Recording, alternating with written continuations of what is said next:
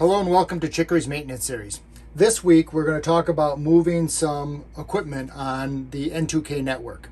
So let me explain what's happening. In a previous video I talked about having an iPad at the upper helm so that when I am using our steering station up there for close quarter handling, that I can see our rudder position and various bits of information.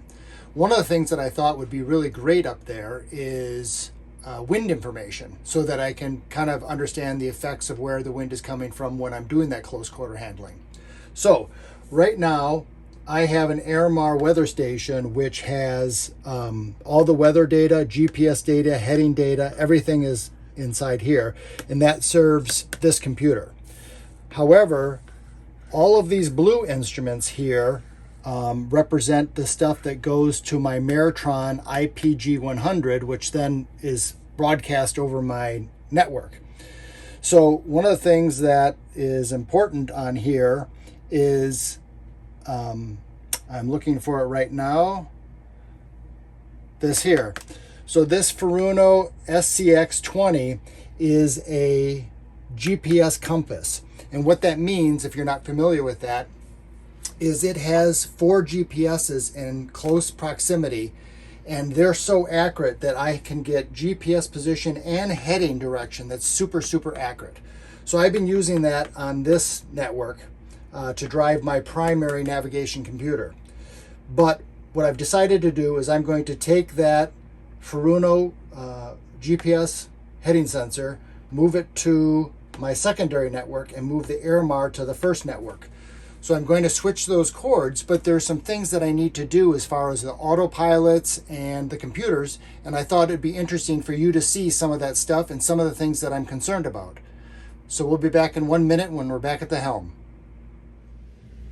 Okay, so I went and I switched the two N2K cables from one network to the other. That's pretty straightforward, so I didn't show that.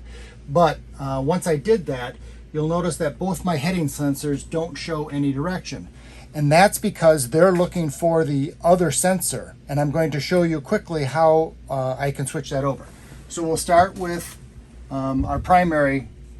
I'm going to go to the menu, and I'm going to go to System.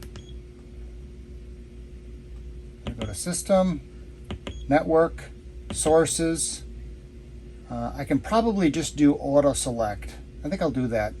You'll see here, if I went into Compass individually, that it's looking NAX-0 is that Furuno GPS heading sensor, but you can see that I can switch it now to this WX, select that, and then I can escape out. But one of the things I'm going to do is I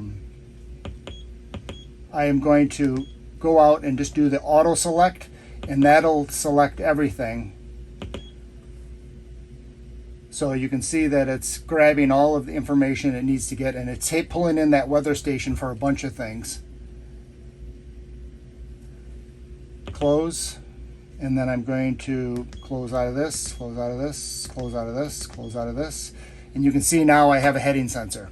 So now we'll move on to the other one. So that was the AP48. That's a little bit newer device. The AP20 is 28. I'm sorry, is a little older.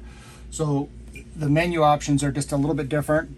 So this one, response, and then I go down to user setup, and then sources. I'm going to do auto select again. And then you can see the NAX, that's that correct one. It's picking up everything correctly. It's complete. I'm going to go to standby, and you can see.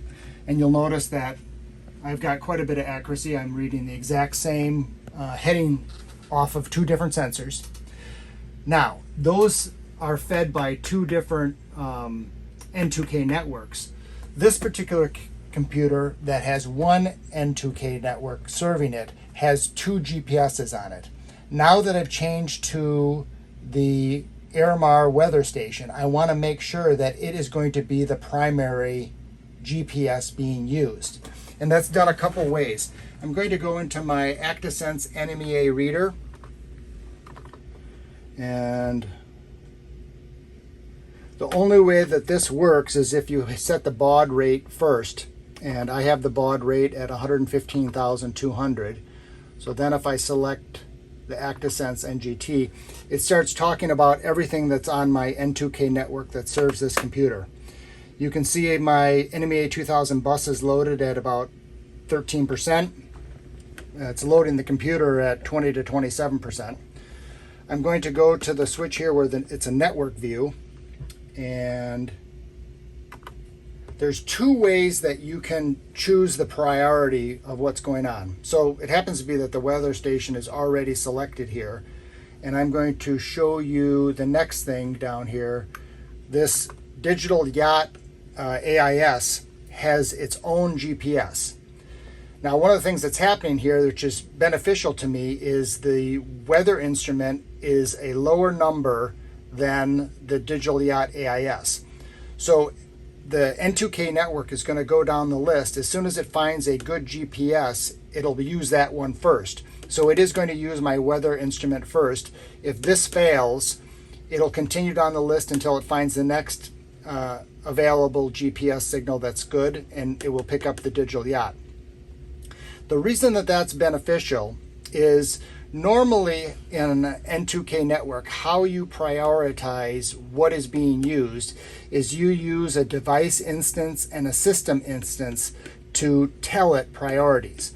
One of the things that's really frustrating about a lot of these manufacturers, and Digital Yachts and Airmar are two of those manufacturers, they don't really let you adjust the system instance and the device instance. They have them locked down. So you run into this issue where the only way you can really prioritize them is based on where the list is. So now that this information is done, I'm happy where it's going. I'm going to shut this down, and I'm going to go into Time Zero Professional. And it takes a little second for this to boot. I'm going to boot both computers with Time Zero, and I will show you how I go in there and update them, because of course they're not going to be able to see the GPS as well. I'll be back in 1 second. Okay, I have both Time Zeros up. I'm just going to go into the Time Zero menu, and there's this connection wizard. And there's a bunch of different things we can do. I'm just going to show you the data sources right now, what's going on. So it takes a second to analyze. And what it's doing is it's just looking at all the different devices and collecting all that information.